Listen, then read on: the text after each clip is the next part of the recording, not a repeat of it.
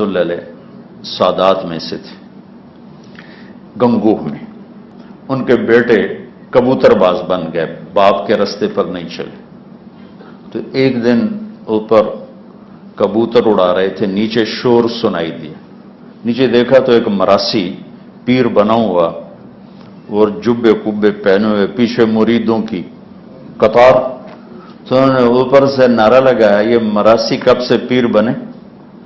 تو اس نے کہا جب سے پیر زادے کبوتر باز بنے، جب سے سید زادے کبوتر باز بنے مراسی پیر بن گئے۔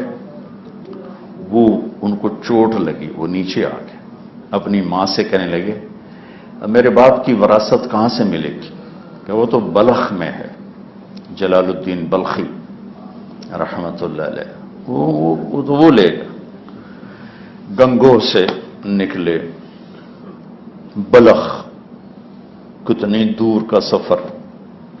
تو جلال الدین بلخی رحمت اللہ علیہ کو کشف ہو گیا کہ میرے پیر زادے آ رہے ہیں، اپنے سارے مریدوں کو لے کر شہر سے باہر کھڑے ہوئے، ان کو بڑا استقبال، او بھگت کو بٹھایا، عزت احترام، 3 دن مہمانی کی۔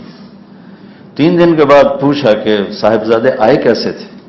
کہ میں تو اپنے باپ کی وراثت لینے آیا۔ جب یہ سنا تو ان کو یوں دھکا دے کر اٹھو یہاں سے، پاس بیٹھا، اٹھو یہاں سے، جاؤ جوتوں پہ جا کے بیٹھ جاؤ۔ وہ جا کے جوتوں پہ بٹھا دی۔ وہ سارا مجمع حیران، 3 دن تک پیر زادہ پیر زادہ پیر زادہ، پھر انہوں نے لتر مار کے وہ باہر چڑھے۔ یہ کیا کیا؟ میں یہ بتا رہا ہوں کہ اخلاق کی انتہا، ایمان کی انتہا اخلاق ہے، اور اخلاق کی انتہا تواضع ہے، جھک جانا، بچھ جانا۔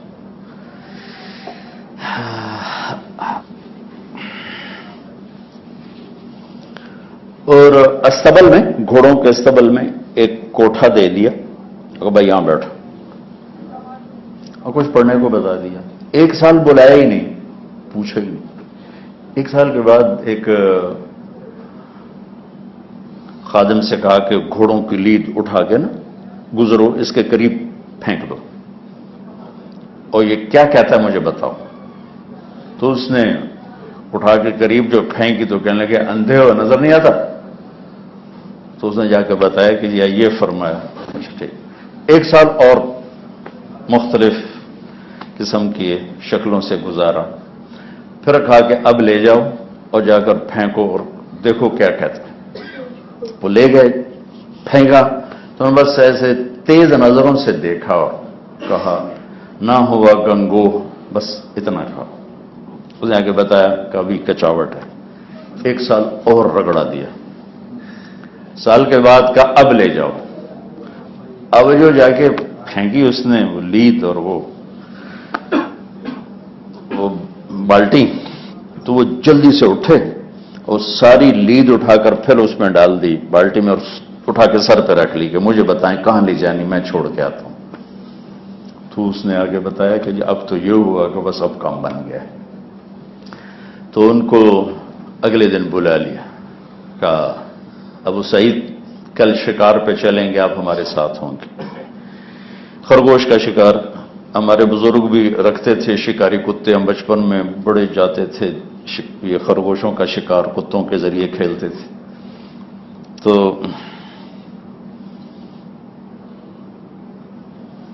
کتے ان کو پکڑا دیا، کہا دیکھو یہ بھاگنے نہ پائیں، اپنی جگہ سے حرکت نہ کریں، جب تک ہم اشارہ نہ کریں کتے بھاگنے نہ پائیں۔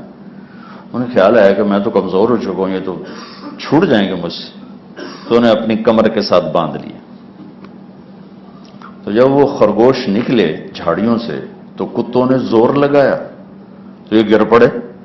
وہ کوئی 10-20 قدم ان کو گھسیٹ کے لے گئے کتے آگے، پھر وہ بھی کھڑے ہو گئے۔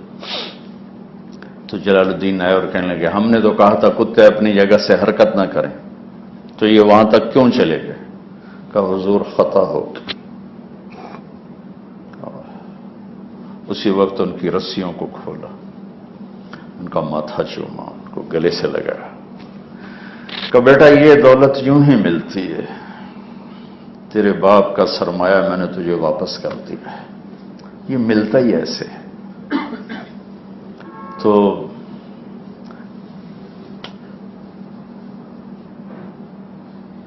رات کو خواب میں عبد القدوس گنگوہی رحمت اللہ علیہ ملے جلال الدین صاحب کو.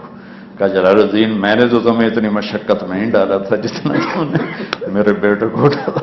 کہا جی وہ کبوتر باز بن کے آیا تھا اور میراث لینے آیا تھا تو پھر کچھ تو کرنا ہی تھا. ایمان کی تکمیل عبادت سے نہیں اخلاق سے، اخلاق سے. اور اخلاق کی تکمیل تواضع سے اور حیا سے. دو صفتوں سے اخلاق مکمل ہوتے ہیں، ایک تواضع اور ایک حیا. حیا اور تواضع یہ اخلاق کو بھی خوبصورت بنا دیتے. انسانیت کو خوبصورت بنانے والی چیز اخلاق ہے، اور اخلاق کو خوبصورت بنانے والی چیز تواضع اور حیا ہے. تو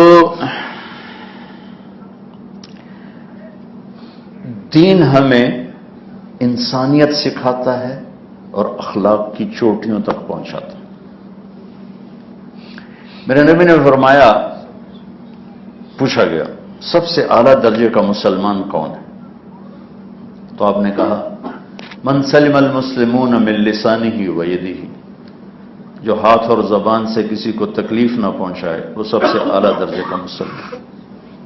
اب اور فرمائیں، کسی کو تکلیف نہ پہنچانا یہ کوئی کمال انسانیت نہیں ہے. عرفان بابا کو میں تکلیف نہ پہنچاؤں یہ تو 33 نمبر والی بات ہے. اس سے آگے تو بد اخلاقی شروع ہو جاتی.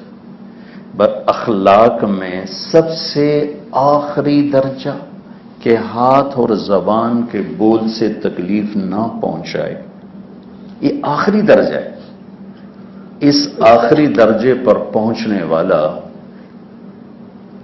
اسلام میں سب سے اعلیٰ درجے کا مسلمان کہلا رہا ہے. کہ اللہ کے نبی فرما رہے ہیں سب سے اعلیٰ درجے کا مسلمان وہ ہے جو کسی کو تکلیف نہ پہنچائے. مشہور روایات ہیں مسلمون اور طبرانی کی روایت من سلم الناس من لسانہ و یدہ، جو ہاتھ اور زبان سے کسی انسان کو دکھ نہ پہنچائے، کافر ہو یا مسلم. اخلاق میں ہی اوپر چلا جائے تو پھر کیا تعبیر ہوگی. یہ تو 33 نمبر مل جائیں تو آدمی فرسٹ ڈویژن لے کے کھڑا ہوا. 33 نمبر سے تو فرسٹ ڈویژن نہیں آتے. 33 نمبر والا تو ہمیں منہ لکائی بدا ہوتا بھائی پاس ہو گیا، بھائی پاس ہو گیا. کتنے نمبر ہو؟ یہ آ گئے، بس آ گئے. لیکن میں قربان جاؤں یہ اتنا عالی شان چیپٹر ہے کہ اگر اس میں 33 نمبر لے لوں تو میں اللہ کے نبی کی بارگاہ میں فرسٹ ڈویژن پہ کھڑا، چونکہ یہ چیپٹر ہے مشکل بہت. عمر گزر گئی سفروں میں، ہر طبقے سے واسطہ بھی پڑا، بیٹھنا بھی ہوا. ہر صفت کے لوگ بے شمار موجود ہیں، اللہ کا فضل ہے. اخلاق والے قبروں میں جا کے سو گئے، دکانیں ہی بند ہو گئی، منڈیاں سنسان اور ویران ہو گئی. وہ جو بیچتے تھے دوائے دل وہ دکان اپنی بڑھا گئے. یہ سودا ہی مٹ مٹا گیا. نہ علماء اس کو بولتے ہیں، نہ ہم اس کو سیکھتے ہیں، نہ گھر میں اس کو سکھایا جاتا ہے. سب سے پہلا قصور تو ماں باپ کا ہے. پہلی جو غفلت ہے وہ ماں باپ ہے کہ نہ ماں ٹائم دیتی ہے نہ باپ ٹائم دیتا ہے، تو اولاد کہاں سے سیکھے گی.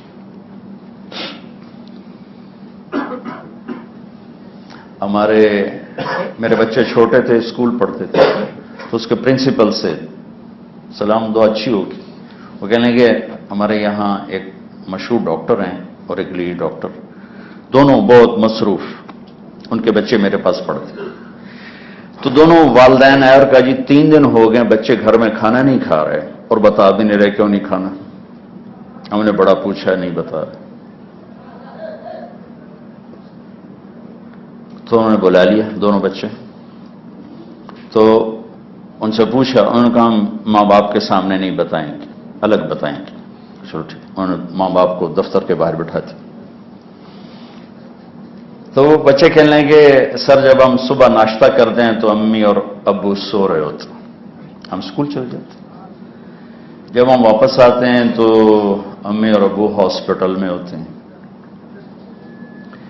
جب ہم ٹیوشن سے واپس آتے ہیں تو شام کو گھر میں ہوتے ہیں تو امی اور ابو کلینک پہ ہوتے ہیں، تو ہفتوں گزر جاتے ہیں، نہ ماں نظر آتی نہ باپ نظر آتا ہے، تو ہم نے اسٹرائک کی ہے کہ ہم گھر میں کھانا نہیں کھائیں۔ تو آج کے ماں باپ، پہلا ظلم ماں باپ کا ہے کہ وہ ٹائم ہی نہیں دے رہے، جو سب سے قیمتی سرمایہ۔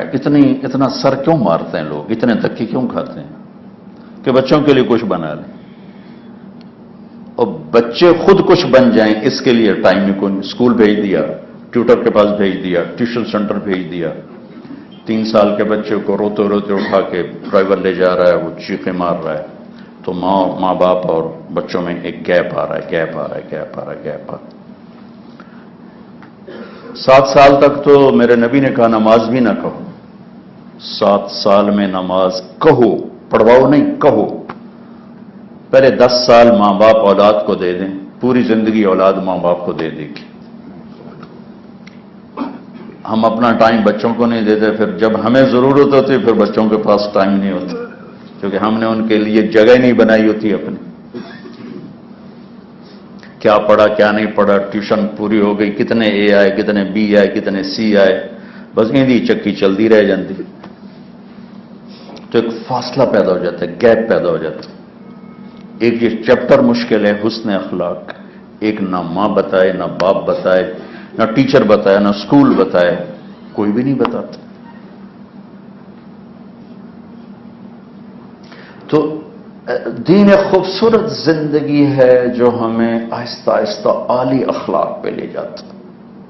تو 33 نمبر والا اعلیٰ درجے کا مسلمان ہے، اور اگر وہ اس میں فرسٹ ڈویژن لے لے تو پھر کیا خوشخبری ہے؟ میرے نبی کا فرمان ہے، کاد الحلیم ان یکون نبیا، اچھے اخلاق والا نبی بنتے بنتے رہ جاتا ہے۔